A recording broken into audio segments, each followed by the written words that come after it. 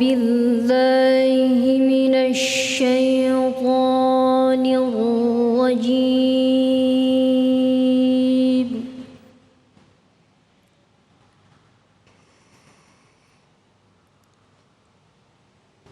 بسم الله الرحمن الرحيم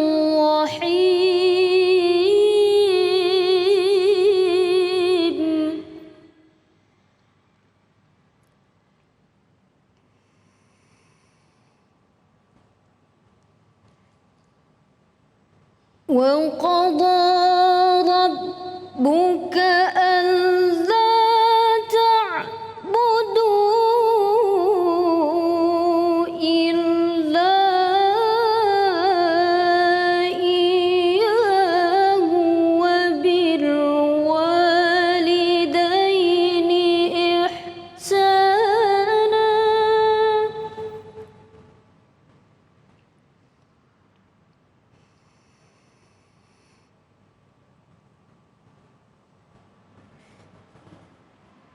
إما يبلغن عندك الكبر أحدهما أو كلاهما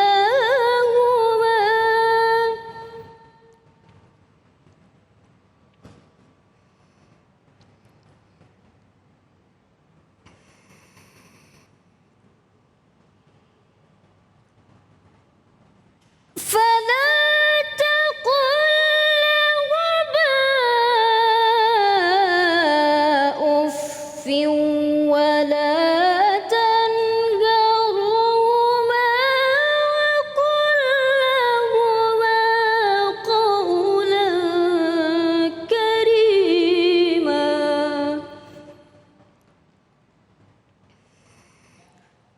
ولا تنهرهما وقل لهما قولا كريما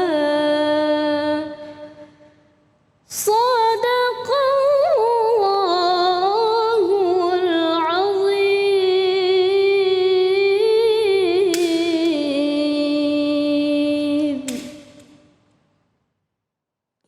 Bismillahirrahmanirrahim. Allahumma salli ala Sayyidina Muhammad wa ala ali Sayyidina Muhammad. Assalamualaikum warahmatullahi wabarakatuh.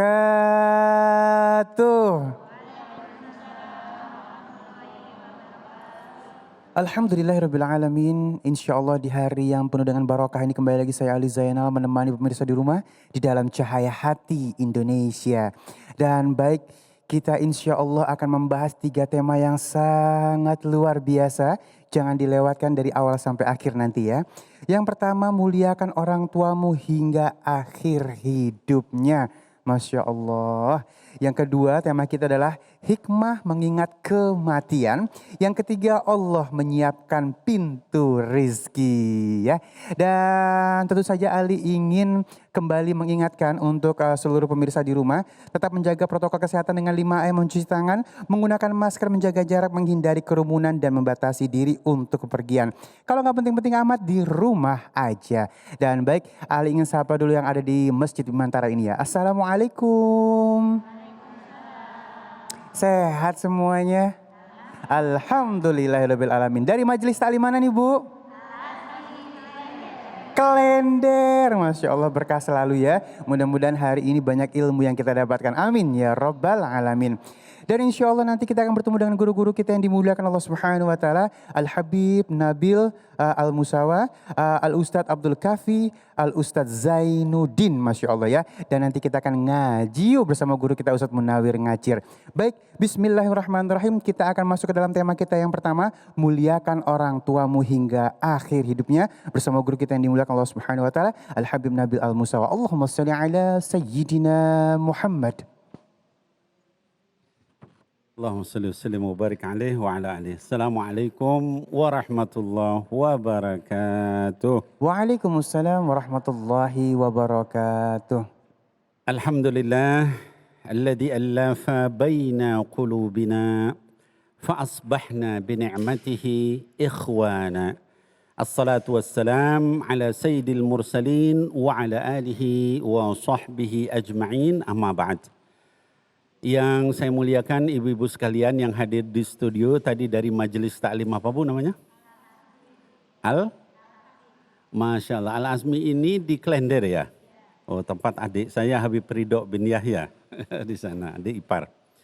Baik, dan juga ada Habib Ali Zainal. Ada Qoriah kita dan juga para pemirsa Cahaya Hati iNews dimanapun berada.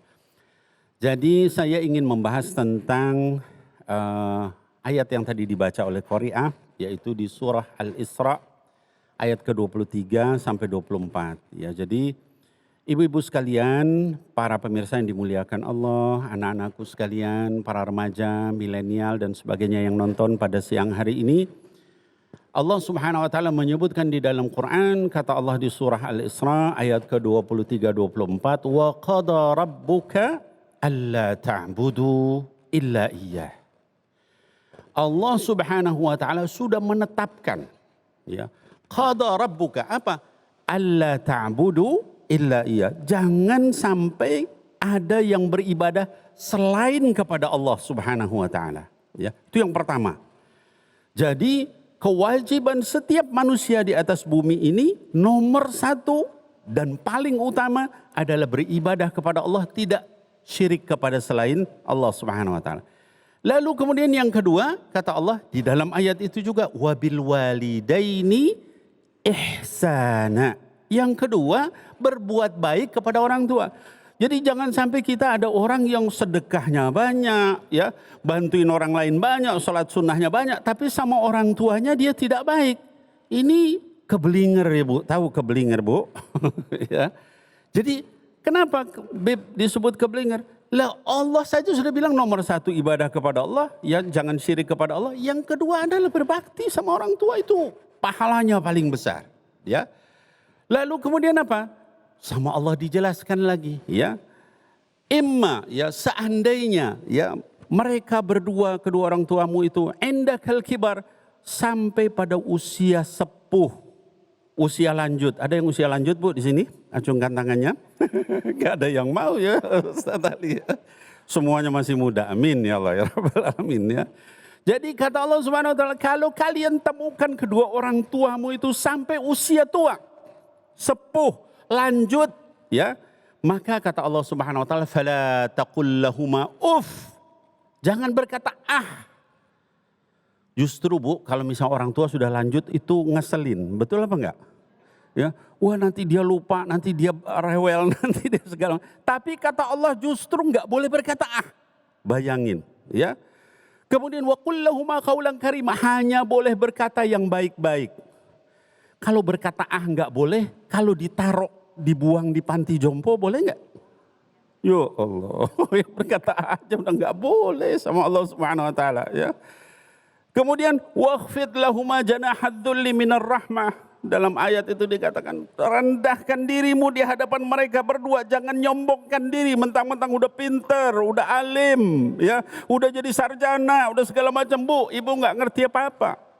Pak, bapak ini enggak ngerti, zamannya yang lama. Kata Allah jangan, ya. Wakhfid lahuma janahad dzulli, rendahkan dirimu kepada mereka berdua, ya. Kemudian waqur rabbirhamhuma kama rabbayani. Doain banyak-banyak apa? Ya Allah, sayangi mereka seperti mereka menyayangi saya waktu kecil.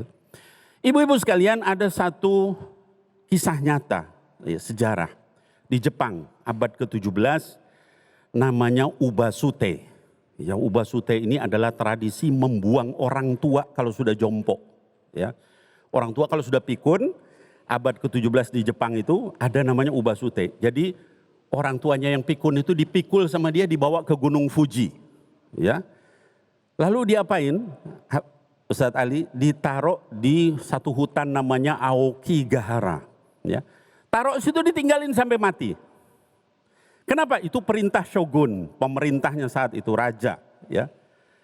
Sampai pada satu hari ada seorang pemuda yang ibunya sudah mulai agak pikun, belum pikun betul, udah dibawa sama dia.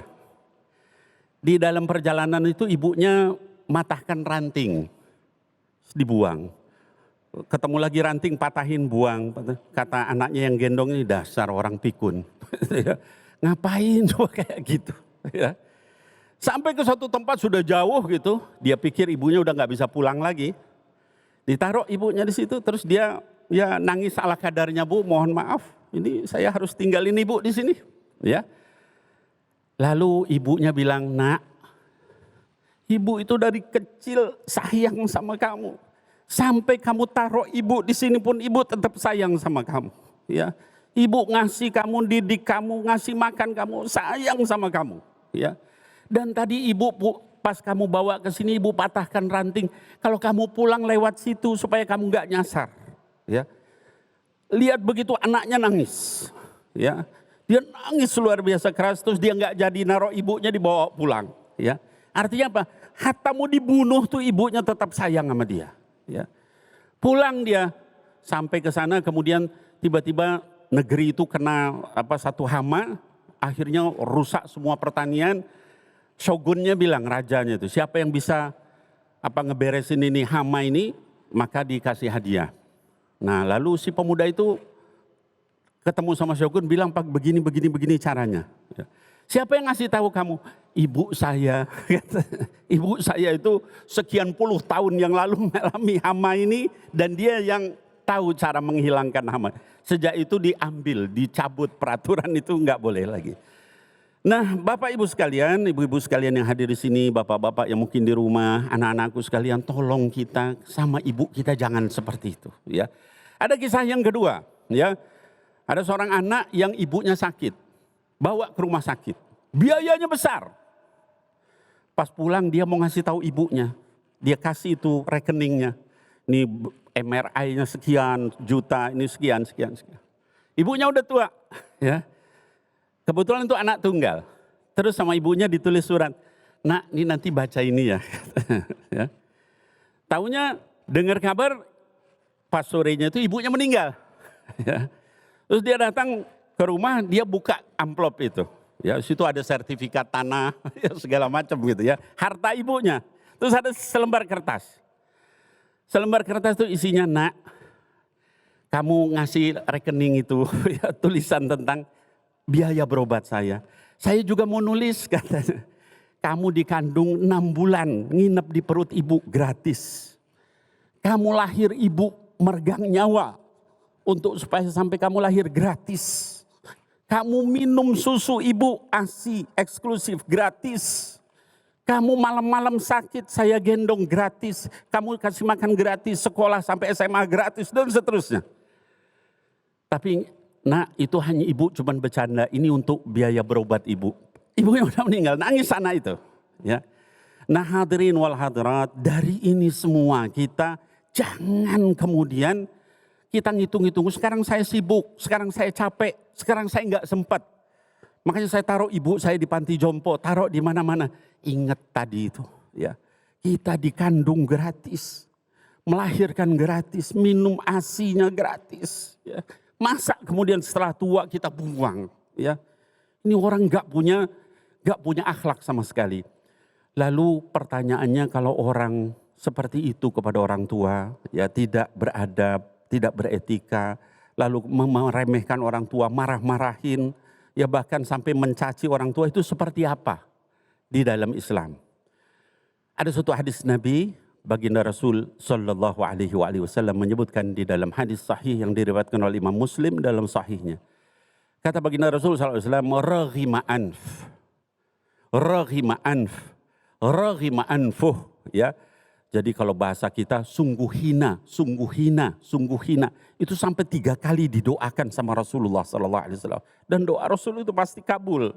Ya, jangan sampai kita seperti itu.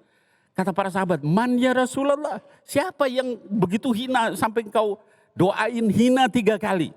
Ya, kata baginda Rasulullah SAW, man adroka walidayhi indal kibar. Yaitu orang yang dia bersama orang tuanya sampai orang tuanya sepuh.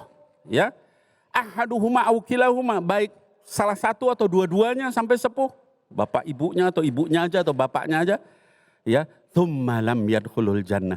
tapi dia nggak bisa masuk surga karena dia tidak beradab sama orang tua yang sudah sepuh itu. Ya. Mau nggak kita didoain begitu sama Rasul Sallallahu Alaihi Wasallam? Naudzubillah ya Bu ya. Jangan sampai kita meremehkan, tidak menghargai orang tua kita. Sampai kata baginda Rasul 3 kali didoain. Hina gitu ya. Kalau sudah begitu ya hina beneran gitu ya. Nah jadi kebalikannya Bapak Ibu sekalian yang dirahmati Allah, dicintai Allah, disayangi Allah, diampuni Allah. Mudah-mudahan kita semua, kata baginda Rasul, orang yang mendapati kedua orang tuanya sampai usia tua lalu dia terus menyayangi orang tuanya, menghormatinya, memperlakukannya dengan baik, maka pintu surga itu sudah di depan matanya. Ya. Jadi enggak susah-susah kita masuk surga itu. Baik aja sama orang tua kita, maka dijamin sama Allah Subhanahu wa taala dimasukkan ke dalam surganya Allah Subhanahu wa taala. Hadirin wal hadirat yang dirahmati Allah, saya ingin menceritakan satu contoh orang yang soleh sama anaknya, sama orang tuanya. Namanya Sayyidina Uwais bin Amir Al-Qarni, seorang tabi'in, generasi setelah sahabat Rasul. Ya. Uwais ini dia sholat biasa aja, ya. Ibadahnya biasa aja, miskin, ya, miskin banget. Tapi dia cuma satu, dia ndak pernah ngangkat suara sama orang tuanya.